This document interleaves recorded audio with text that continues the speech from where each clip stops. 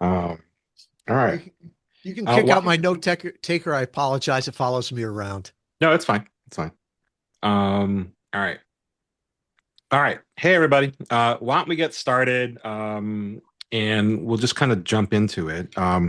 Super psyched to have everyone here. The topic is the AI chatbot. And so all of you, some of you are from all different types places in the pirate ship, but uh, I think all of you have heard us either talk about or have firsthand experience with the Pirate Eddie bot. Um, for good or for bad, you can hold your opinions if you like one of the real or the artificial one better. I can understand one has a shelf life, the other doesn't. So there's at least that. But I appreciate that, Lydia. But yeah, no, I think it's for all the stuff that we've written about with AI as your co-founder, et cetera. Um, Part of what we are so excited to share with you is just how powerful, in particular, Delphi has been for us, right? So that's what's powering the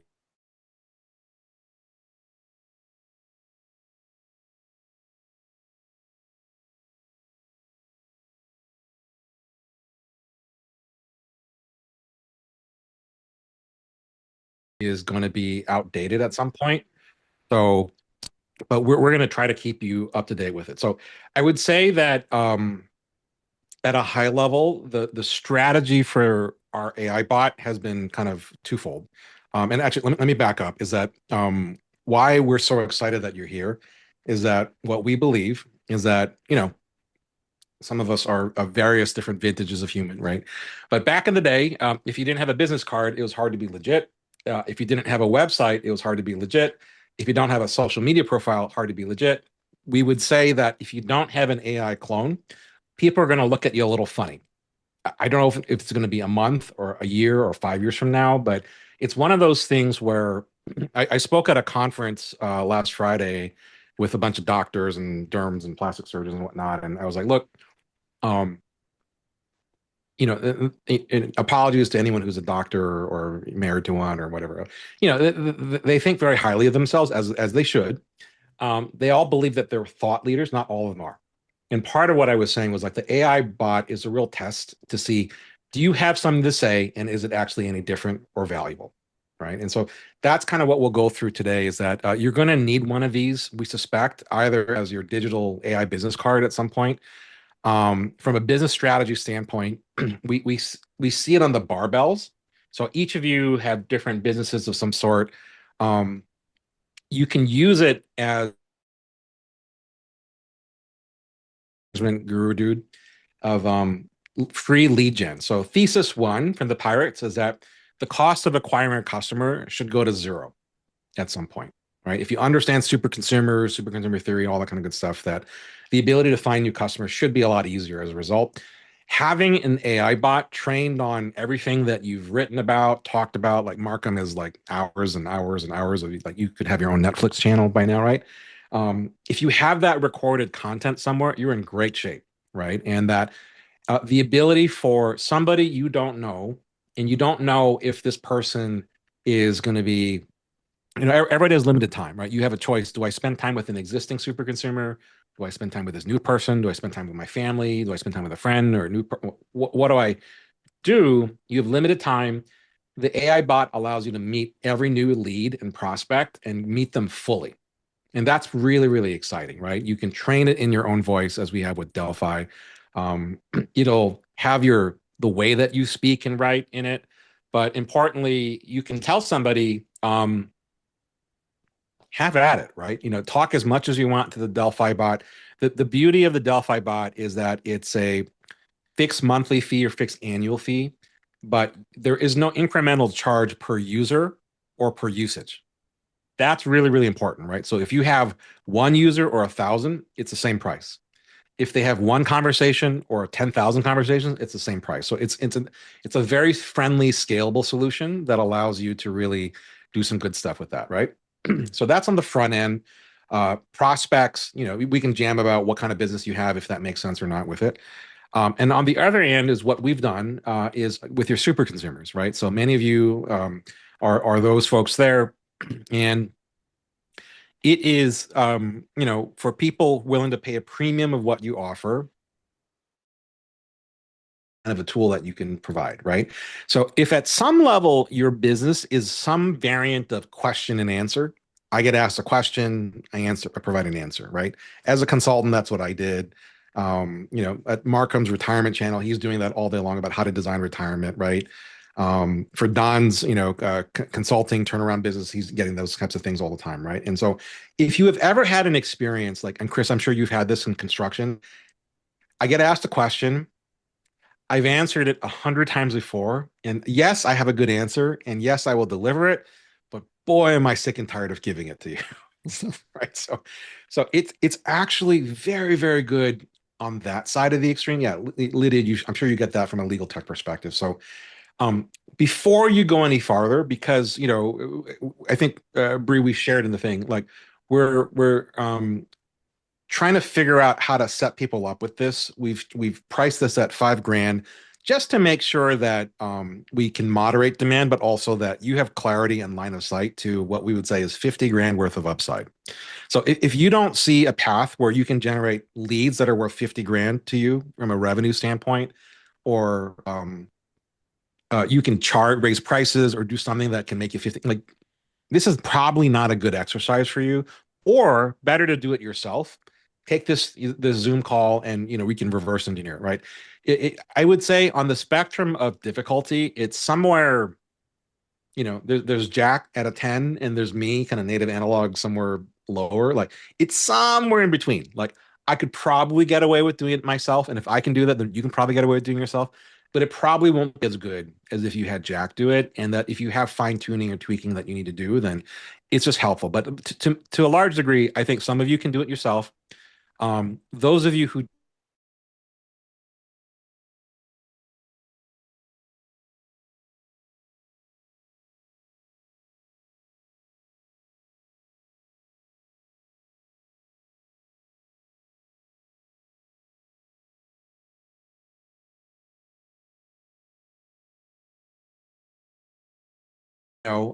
the ability to say, hey, why don't you upload, a prior podcast that you've done, and Tom's AI bot will evaluate. Do you have anything actually interesting to say with it, or Tom, when we went through the process with you, if by the way, anyone wants to do a podcast tour, ProdStorm, call Tom, right? You have a pretty lengthy intake process. All of that can be done with the AI bot, right? And before you get involved, before they pay, you can just get that information and say, you're a good fit, not a good fit, right? And so there's a lot of use case for saving your time upfront with leads that you don't necessarily have the time to spend time with. And then secondly, on the high end of like somebody who, I think Lydia and Nick had jammed on the name of their new venture, now called Law Shift. And I think some version of that had been uh, gotten to with the Pirate Eddie bot. I think Lydia had said like, yeah, we spent a couple of hours jamming with you late night last night. And I'm like, oh, that's good because I stopped talking at about 4 and I run out of words. So that would not have been possible with the real version of me. Christopher, you can probably do that for a long, long time with it if you get him in with the Especially if chickens. you keep bringing me whiskeys. Yeah, if you supply Pirate Christopher with booze, then you'll get more words and funnier words, all of which at the same time. There's another thing about this I wanted to underscore for those of you who are, and I don't know, Bree, I don't know how to change my name from Bree Clark. I don't know how I'm Bree Clark. I don't fucking know. I'm Okay, clearly we all not know Bree you're Clark, Christopher. Everyone needs a turn. So although I think very, very highly of Bree Clark, but that's neither here nor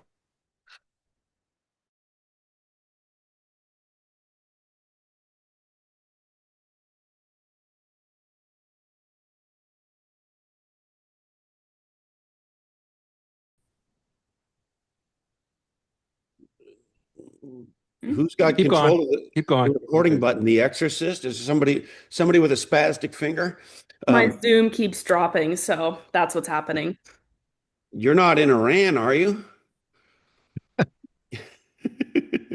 Okay, so I get this LinkedIn multiple times a week. Hi, Christopher. I'm so and so, and I'm working on this new company, la la la. Or in the midst of a big career change, la la la. And I would just love 20 minutes of your time to talk about blah, blah, blah. I get that sometimes 3,000, but I get it multiple times a week. So here's what I do. I love everybody. I wish I could have a one-on-one with everybody. If I did that, that's all I'd fucking do. So today I say to them, here are 2 or 3 category pirates you could read on this topic. And here's the Pirate Eddie bot. Have at it. And sometimes I stop there. And sometimes, like I just got this one on career advice from a guy I knew years ago. I haven't talked to forever. Nice enough guy. But again, I don't have time to do all this, even with nice people I met 20 years ago. So I send him the stuff and I say, and if you still want to talk, let me know. So far, I haven't heard back from him. It's awesome.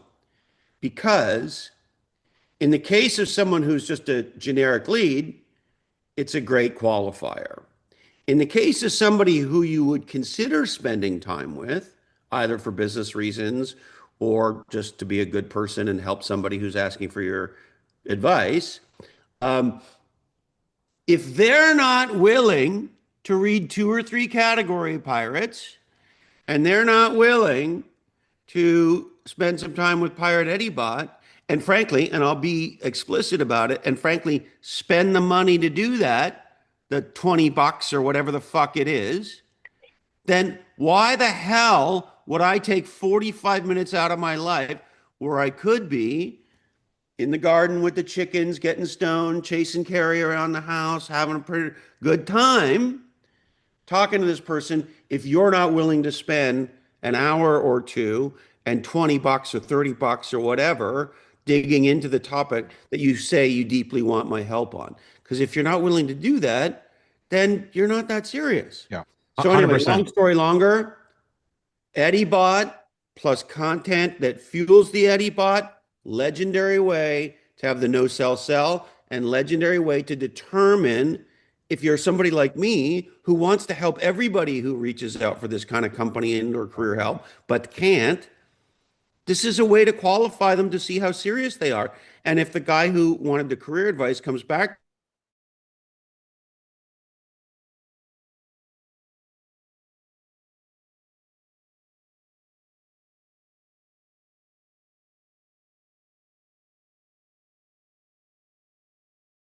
who's not willing to get the answers to the questions they say they want, that is in the shit that I just sent you. So let me build on that. So because basically what Christopher and I are going to do are give you a bunch of reasons why not to do this. Right. And Markham is, the first, your customer number one. That's great. Right. We're going to tell you why not to do it. So number one, if you're not dealing with a inbound problem like Christopher talked about, then it may not be a good use of your time. That's kind of one. Right. Number two, so I launched a Big Island bot for the Substack that Kristen, my wife, and I are doing, right? And here's what I found. No one's using it, right? And in part, I don't have nearly the amount of the content on the Big Island stuff as I do on category parts. That's kind of one, right? So it's not gonna be as thorough and as in depth. Number two is the people who subscribe to the Big Island bot, like the people who are like renting our place on the Big Island, in general, they're not the Airbnb demographic. They're the VRBO demographic. They're a little older. They have more money. They're paying for multiple families to come down and this and that. There's no offense to anyone here on the Zoom, right? The interacting with an AI bot's a little like, I'll ask it a question and I don't know what to do with it from there, right? So that one, I think we'll get there. I was a little early on that one. So you got to figure out, do you have enough content? Do you have enough inbound for this to make sense? Or do you know how to monetize it? Free leads, zero cost, or super consumers on your side. And as Christopher said, do you have clarity around, hey, the no sell sell? Because it is an amazing way to separate out the serious people versus the not so serious people. And the last one that I'll give you is that, and I'll jump because I know Christopher will say this at some point, is that some of you may be wondering, boy, what happens if the AI bot is better than me, right? Why would I train something that can answer a question? Like, do I end up Can I answer this cannibalizing? question, Eddie? Am I allowed? Oh yeah, yeah. Give me 2 minutes and I'll let you jump in. Yeah. So, hey, so we charge 350 for the AI, the founding tier for the AI bot. Christopher and I charge much, much more for consulting. That's $350. Yeah. We have zero fear. We're 10 grand an hour, for fuck's sakes. We have zero fear of being cannibalized. Number one, because you know what? If we can help people with the AI bot, that's awesome. We can help more people than we can on our own. So number one, the mission has to matter more than the money. So that's really, really important. In the worst case scenario, you get cannibalized. You got to see that as a good thing because you're helping more people at scale, right? Number two is that you have to understand the people who want, in our case, consulting. It's not always just the answer they want. They want their handheld. They want you in the foxhole. They want you to back them up and give them courage and, rent, courage or whatever you want to call it, right? And so you just got to know and expect that, deal with that scenario of like, in the worst case scenario, what will happen? And you got to embrace it as a good thing.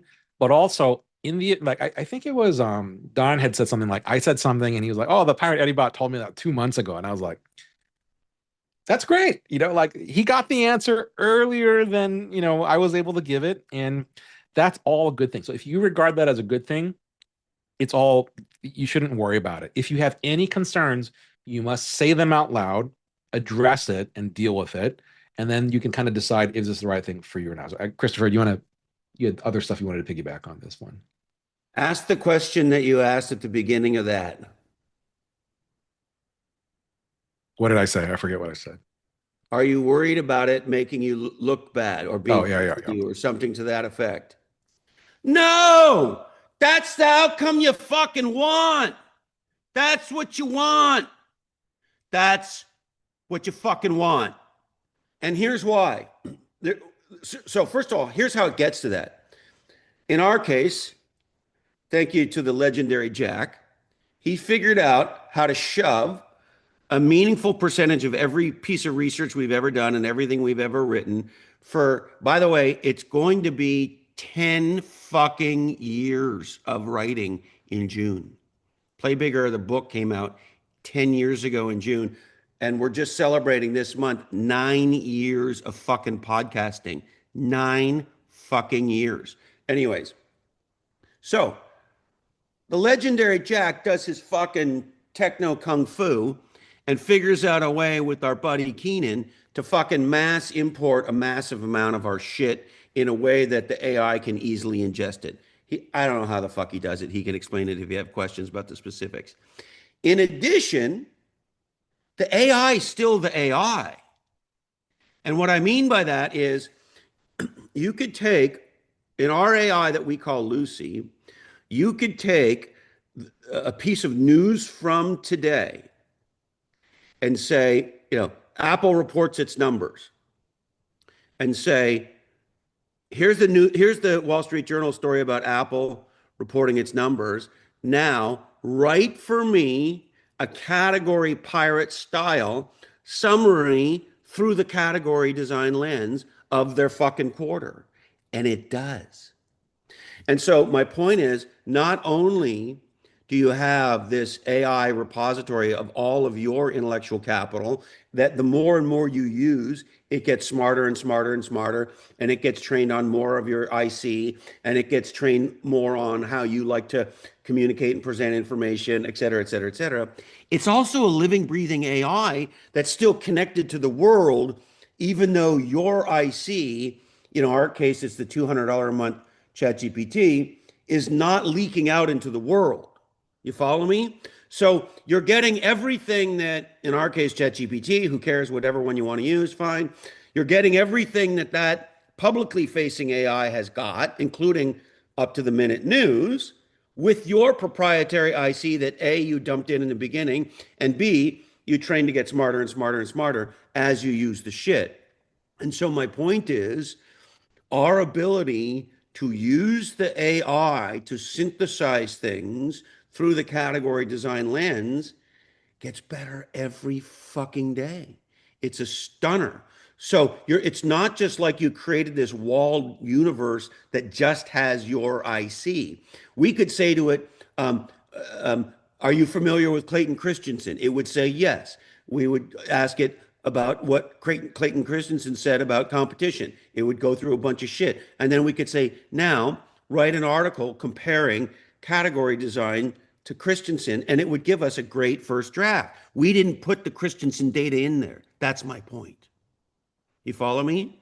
This is a massive, massive, massive breakthrough.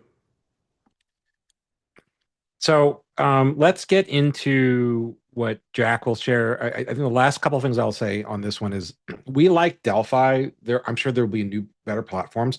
And Jack will explain the technical part. Here's what I would say. And the ones who are using it, you can jump in. There's something about the UX that's just really pleasant to use. And I don't, it's the formatting, it's the spacing, it's just nicer. We've tried different versions of it. The user experience is not as good, right? So it doesn't mean that it's the end all be all, but that is something to think about.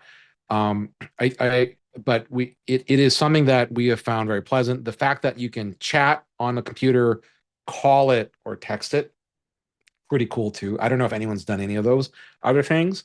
And then the last kind of comment, just following the text thread, like, we will cover the technical aspects of how to do this so that you can do it on your own should you want to. And if you want Jack to do it, then, we're going to really help you with that. But I think, Tom, as you were saying, like, yeah, it's going to say something wrong for sure. And you just got to be okay with that. And your users have to be okay with that. If they have a relationship with you, number one, they expect, the unexpected from Christopher anyway. So we have that at our advantage on our side. But, you trust the intelligence of your super consumers. They're going, hey, you know what? Something feels off. I'm going to check with the real deal just to make sure on that one, right? And then secondly, I think, Tom, your other point is that internal use cases, extremely valuable. Extremely. It does not necessarily have to be customer facing, right? And so if you have a big team, our buddy Clint Carnell has what's called a user manual, right? And he's very specific about how to work with me. And I think we will probably end up building an internal one for him where it's like, I want to tell Clint some bad news. How do I tell him that? Hey man, rip the Band-Aid off. And if he gets animated, it's because he's engaged. If he's angry, he stops talking and he's very quiet. That's how like just little stuff like that can, I mean, Don, you know this, right? It just speeds up the organization in a way. So I think for us here on the Zoom, why we're all here together live is, to allow you to jam on what your use case is going to be. And for us to push back, do you have a business case that makes sense for you? Do you have a road to 10x the cost of what we're going to charge? Do you have a path to of sustainable content? You solving a different problem with a different POV? And then, lastly, the loop is more important. Like what Bree has done for us this year, what Jack has done is connect the pipes of the Category Pirates business. At the very simplest level, Christopher and I, we talk, it trains the model, and it chats with people, right? Or we write, it trains, and it chats. You need a loop that's as simple as that. And so in the ideal state, you are creating content, they're written or verbal, that can be uploaded into training material and used so that you have an infinite loop of training the bot so that it gets better and better and better. And so it should require you to be disciplined about creating content. Now, it doesn't mean if you're not a writer that you have to start writing. It could mean you write a daily memo for your team. That's what gets uploaded. It could be an email that you write to your team. That's what gets uploaded. It could be, you just start recording your team jam sessions like Tom's interview valet note taker, and that's what gets uploaded. Like whatever it is, you need to generate the content so that it's continually training the bot. Does that make sense? There's another, if I could zoom up for a sec, point. And I would say this is true for both the externally facing Pirate Eddie bot in our case and the internal Lucy, which are two separate technologies, right?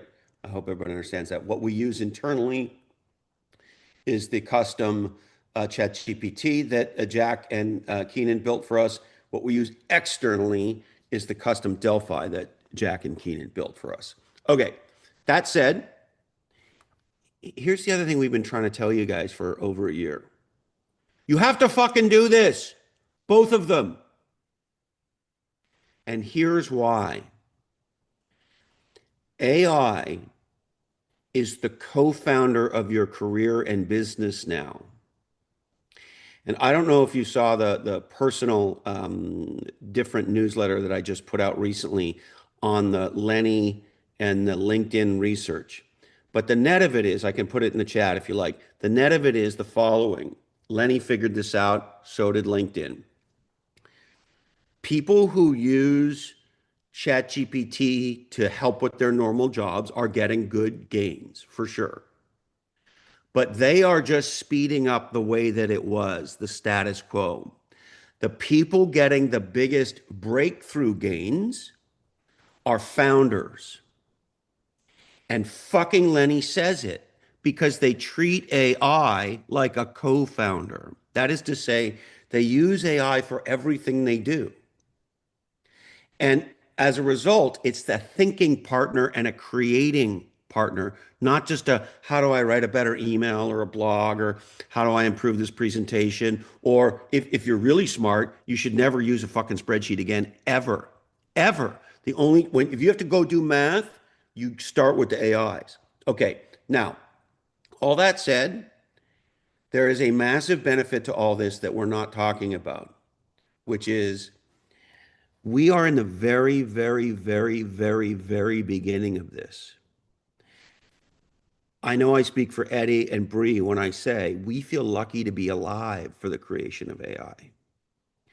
You want to be pioneering here.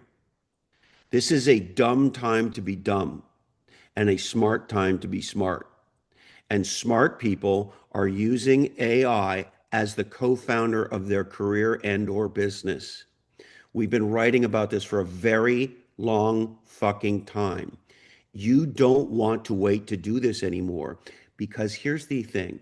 You'll get all the benefits of all the kinds of stuff we've been talking about, but forget all that for a second. You don't want to be late to this fucking party. The future of work is being created now. And here's the big insight, and it comes from John Sievert, the CEO of Dynamic Communities, a dear friend of ours. We're going to launch our new book, Creator Capitalist, at his conference in March, okay? Sievert says and I'll just give you the quick net. Sievert says the following. It's a dramatic insight that explains everything. In the past, roughly 70% of our work as founders, as executives, was reacting and or executing. That's what we do. Roughly only 10% of our work was sitting, thinking, being strategic. If you think about your career, you'll see this is mostly true. If the number's not exactly right, it's directionally right. Okay, that's point A. Point B is once you understand that, you say, okay, well, what were the skills in that world that were most valuable? Number one, knowledge, right? That's why they're called knowledge workers. And the reason our parents wanted us to be doctors and lawyers and accountants and such is because those are jobs where you go and acquire high value knowledge, and then you get paid to do what? Execute with that knowledge. And that's 70% of what most white collar knowledge workers do. What happened last year is what the market values shifted away from knowledge and execution to creation. That's what's going on here, folks. Now you got to spend 70% of your time creating net new value, not executing existing knowledge to create value inside a new system, but creating net new value inside of new categories. That's what's going on.